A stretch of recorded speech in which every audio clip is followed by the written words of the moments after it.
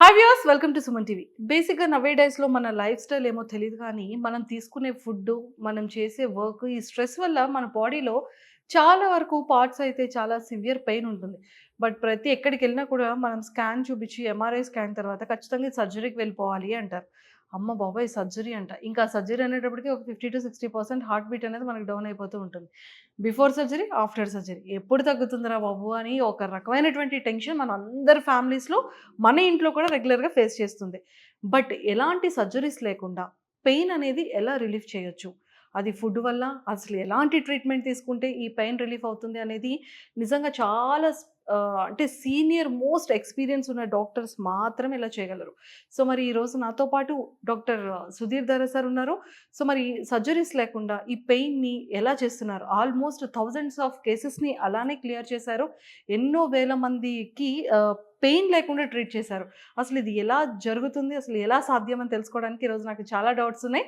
ఆ డౌట్స్ అన్నీ కూడా నేను క్లారిఫై చేసుకుంటాను. Hello sir. హలో అండి. Welcome to Suman TV. Thank you. Sir, బయట వాళ్ళు ఎంతమంది మీరు ట్రీట్ చేశారో నాకు తెలీదు గానీ, మా ఫ్యామిలీలోనే అసలు ఈ నీ వల్ల ఎలాంటి ప్రాబ్లమ్స్ ఫేస్ చేస్తారనేది నేను అడుగుతాను సార్. అంటే మా ఇంట్లో ఎక్స్‌పీరియన్సెస్ ఇవన్నీ. సో, మా పెద్దమ్మ వాళ్ళే ఉంటారు. ఒక లెగ్ అంటే ఒక నీ అంతా, రైట్ నీ అంతా కూడా స్వెల్ వచ్చేస్తది. పాపం అడుగు తీసి అడుగు కూడా వేయలేరు. కూర్చుంటే లేవలేరు. పడుకుంటే రకమైన ప్రాబ్లమ్. వన్ సైడ్ పడుకుంటే ఒక రకమైనటువంటి ప్రాబ్లమ్. చైర్ మీద ఎక్కువసేపు కూర్చోలేరు. నడవలేరు. ఇంత ప్రాబ్లమ్ ఉంటుంది. అసలు ఈ నీ ప్రాబ్లమ్స్ అనేది, నీ జాయింట్ ప్రాబ్లమ్స్ అనేది ఎలా వస్తుంది సార్? అసలు మోకాలు నొప్పికి కారణమే కాదు. మనం స్ట్రెంగ్తన్ చేసుకోవడానికి ముఖ్యమైన స్ట్రక్చర్స్ ఏవంటే మజిల్స్. జాయింట్ లోపల నీ స్ట్రక్చర్స్ కూడా స్ట్రెంగ్తన్ చేయలేము. ఇవి ఇంటాక్ట్గా ఉండాలంటే ఈ మజిల్ స్ట్రెంగ్తన్ అవ్వాలి. ఇప్పుడు క్వాడ్రిసెప్స్ ఎక్సర్సైజ్ అంటుంటారా? అవును.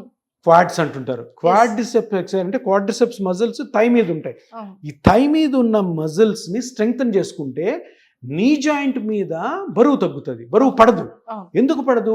ఈ మన బాడీ వెయిట్ అంతా కూడా క్వాడ్రిసెప్స్ మజిల్ తీసుకుంటాయి. క్వాడ్రిసెప్స్ మజిల్ వీక్గా ఉందనుకో, అది జాయింట్ మీదకి తోసేస్తుంది. అప్పుడు జాయింట్ అరిగిపోద్ది. మీకు అర్థమవుతుందా? So it's not the bone, it's the muscle.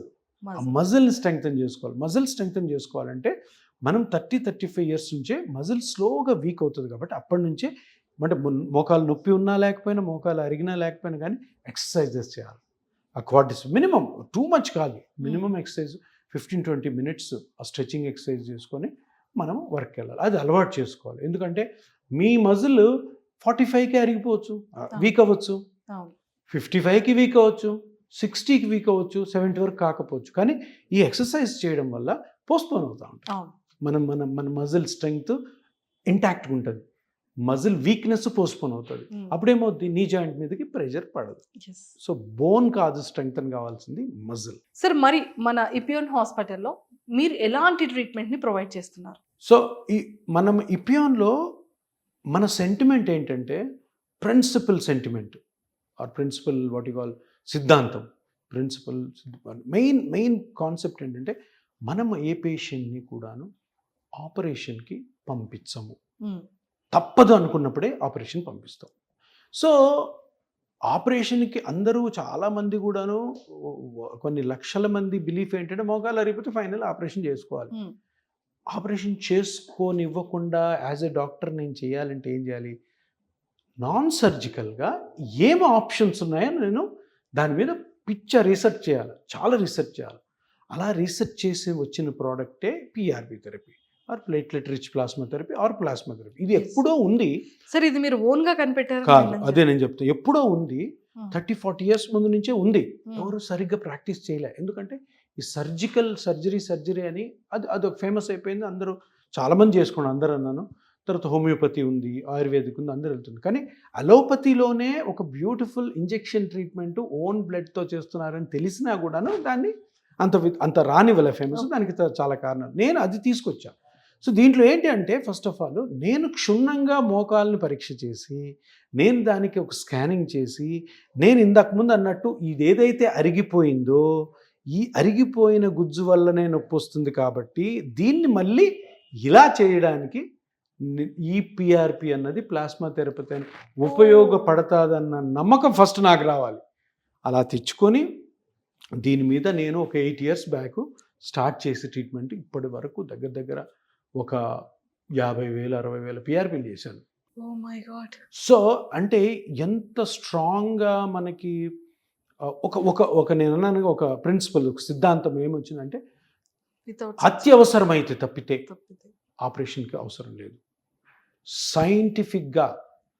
Scientific బేసిస్తో ఇప్పుడున్న లేటెస్ట్ గైడ్లైన్స్ ప్రకారము ఈ ప్లాస్మా థెరపీ చేసుకొని చాలామంది బయటపడవచ్చు. కొంతమందికి సర్జరీ అవసరం ఉండవచ్చు, కానీ ఇప్పుడు కొంతమందికి సర్జరీ అవసరం ఉన్నా కూడాను ఎవరికి సర్జరీకి అనిపిస్తుందా? ఇప్పుడు ఆపరేషన్ చేస్తా అంటే సార్ ఇప్పుడు టీ దాగి వస్తాను సార్ అని జంప్ అయిపోతారు.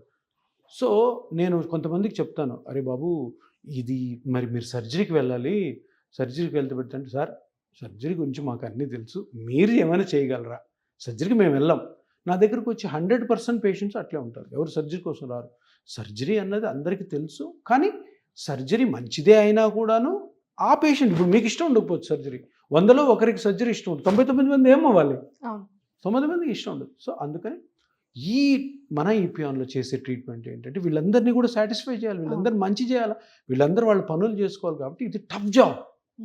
సర్జరీ చేయడం ఈజీ జాబ్ అయినా కానీ ఇది వాళ్ళ వాళ్ళ సర్జరీ నుంచి మనకు వచ్చారు. కాబట్టి ఈ కొత్త ట్రీట్మెంట్ ఏంటంటే, మీ పేషెంట్ ఓన్ బ్లడ్లోనే గ్రోత్ ఫ్యాక్టర్స్ అనే కణాలు ఉంటాయి. బ్లడ్లో ప్లాస్మా ఉంటుంది, ప్లాస్మా మీద ప్లేట్లెట్స్ ఉంటాయి, ప్లేట్లెట్స్ మీద గ్రోత్ ఫ్యాక్టర్స్ ఉంటాయి. దాని పేరే చెప్తుంది కదా గ్రోత్ ఫ్యాక్టర్స్ అని. ఆ గ్రోత్ ఫ్యాక్టర్స్ని తీసుకొచ్చి ఇక్కడ వేసామనుకోండి, ఈ కార్టిలేజ్ని గ్రో చేస్తాయి, వరి మొలకల్లాగా వేస్తే ఈ అరిగిపోయిన కార్టిలేజ్ థిక్నెస్ని పెంచి ఇట్లా చేస్తుంది. ఇది ట్రీట్మెంట్. చిన్న ఇంజెక్షన్తో 5-10 మినిట్స్లో ప్రొసీజర్ అయిపోతుంది. సింపుల్గా స్టార్ట్ అవుతూ ఒక్కొక్క పేషెంట్కి కస్టమైజ్డ్ ఉంటారు. ఇప్పుడు నేను ఇందాక చెప్పినట్టు 72 ఇయర్స్ వాళ్ళు ఉంటారు, కొంతమంది 30 ఇయర్స్ వాళ్ళు ఉంటారు, కొంతమంది 29 ఇయర్స్ వాళ్ళు ఉంటారు, కొంతమంది స్పోర్ట్స్లో ఇంజరీ అయ్యి వచ్చిన వాళ్ళు ఉంటారు, కొంతమంది యాక్సిడెంట్స్, రోడ్ ట్రాఫిక్ యాక్సిడెంట్స్లో దెబ్బతిన్న వాళ్ళు ఉంటారు. వీళ్ళందరికీ ఒక్కొక్కరికి ఒక్కొక్క టైప్ ఆఫ్ ట్రీట్మెంట్ ఉంటుంది. అందరికీ టకాని మంత్రం మ్యాజిక్ లాగా వేయగానే మొత్తం దడదడని ఏం కాదు. సో ఈ ట్రీట్మెంటు ప్రోటోకాల్ ఉంటుంది, దాన్ని కస్టమైజ్ చేస్తాం. దీని తర్వాత ఒక్కొక్కరికి వాళ్ళ జాబ్ని బట్టి వాళ్ళు ఎట్లా ఉండాలి, జాగ్రత్తలు ఎట్లుండాలి, డూస్ అండ్ డోంట్స్, ఏం చేయాలి, ఏం చేయకూడదు, ఏది ఎంత చేయాలి, ఏది ఎంత చేయకూడదు, మొత్తం కూడాను ట్రైనింగ్ కూడా ఇస్తాం ట్రీట్మెంట్తో పాటు. ఇంత చేస్తేనే ఈ ట్రీట్మెంట్లో ఎక్సలెంట్ రిజల్ట్ వస్తుంది. ఏదో ఇంజెక్షన్ వేసాం పో అని చెప్తే కాదు. కొంతమంది డాక్టర్లు తెలియక ఏదోలే పిఆర్పి చేసే కానీ ధన్మన్ అంతా రికవర్ అయిపోతుంది. ఇప్పుడు మన మొత్తం ఈ 4 స్టేట్స్లో కూడాను సౌత్లో పేషెంట్స్ డాక్టర్ దగ్గరికి వెళ్ళి అడుగుతున్నారు, సార్ సర్జరీ కాదు నాకు పిఆర్పి చేస్తారా మీరు అని. అంత అవేర్నెస్ వచ్చింది ఈ 8 ఇయర్స్లో. సో అడిగినప్పుడు కొంతమంది డాక్టర్లు ఏముంది, సర్లే మనం కూడా చేద్దాం, సింపులే కదా. అది సింపుల్ కాదు, ఇంత సిస్టమ్ ఇన్వాల్వ్ అయ్యేది, ఇంత ప్యాటర్నైజ్ ఉండాలి, ఇంత ఎక్స్పీరియన్స్ ఉండి, అంత కమిట్మెంట్ ఉండాలి, అంత స్టాఫ్ ఉండాలి, ఇన్ఫ్రాస్ట్రక్చర్ అంత ఉండాలి. అప్పుడే పిఆర్పి అన్నది ఎక్సలెంట్ రిజల్ట్ వస్తుంది. దాని మీద బ్యాడ్ ఇది ఉండదు అనమాట. Thank you sir, thank you so much. So చూసారు కదా, సుధీర్ సార్ చాలా చాలా చాలా అద్భుతంగా, చాలా క్లియర్గా చెప్పారు. నీ పెయిన్స్ అనేది, నీ ఇంజురీస్ అనేది చాలా డిఫరెన్స్ ఉంటుంది, చాలా ఏజ్ డిఫరెన్సెస్లో కూడా ఉంటుంది. ఆల్మోస్ట్ 25 ఇయర్స్ ఉన్న వాళ్ళకి ఒక కైండ్ ఆఫ్ ప్రాబ్లం ఉంటుంది, 30 ఒక కైండ్ ఆఫ్ ప్రాబ్లం ఉంటుంది, 75 ఒక టైప్ ఆఫ్ ప్రాబ్లం ఉంటుంది. సో అలా ఏజ్ గ్యాప్ను బట్టి మన నీకి సంబంధించి ఎలాంటి ట్రీట్మెంట్ చేసుకోవాలి వితౌట్ సర్జరీతో, ఆఫ్టర్ సర్జరీ తర్వాత కూడా ఎలాంటి పనులు చేయాలి, ఎలా పనులు చేయకూడదు, ఏం చేయాలి, ఏం చేయకూడదు అనేది కూడా ప్రాపర్ ట్రైనింగ్ ఉంటుంది. ఎవరెవరైతే చాలామంది నీతో ప్రాబ్లం ఫేస్ చేస్తున్నారో, ఎలాంటి సర్జరీ లేకుండా మీరు ఇక్కడ హ్యాపీగా చాలా ట్రస్టెడ్గా హార్ట్ మీద చేసుకుని ఇక్కడ ట్రీట్మెంట్ చేసుకోవచ్చు. సో మీలో ఏ ప్రాబ్లం ఉన్నా కూడా నీకు రిలేటెడ్ కింద స్క్రోల్ అవుతున్న కాంటాక్ట్ నెంబర్కి ఇప్పుడే అప్రోచ్ అవ్వండి. Thank you.